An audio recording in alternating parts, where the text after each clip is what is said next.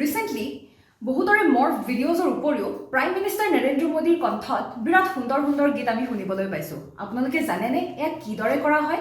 ইয়াত আচলতে artificial intelligence নামৰ এটা টেকনলজিৰ ব্যৱহাৰ কৰা হয় আৰু আমি ইয়াক ডিপ ফেক ৰূপে সকলোৰে আগত প্ৰস্তুত কৰোঁ। ইয়াত জেনেৰেটিভ এডভাৰ্চন নেটৱৰ্ক ব্যৱহাৰ কৰা হয়, য'ত দুটা কম্পনেণ্ট থাকে।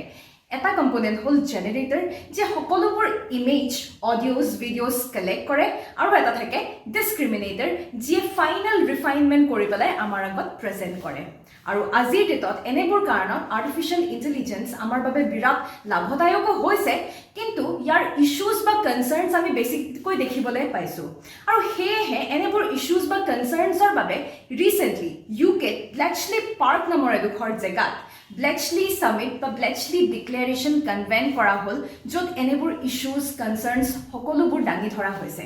কম্পিটিশ্যন কেয়াৰে আগন্তুক APSC পৰীক্ষাৰ বাবে এটি ক্ৰেছ কোৰ্চ লঞ্চ কৰিছে, য'ত মই মহাশ্বেতা গোস্বামী আপোনালোকক ছায়েন্স এণ্ড টেক পঢ়াবলৈ সাজু হৈ আছোঁ। যদি আপোনালোক ইণ্টাৰেষ্টেড তেনেহ'লে তলত দিয়া নম্বৰটিত কণ্টেক্ট কৰিব পাৰে, আৰু যদি আপোনালোকে ডিছকাউণ্ট বিচাৰিছে তেনেহ'লে MG@coca এই কুপনটি ইউজ কৰিব পাৰে। ধন্যবাদ।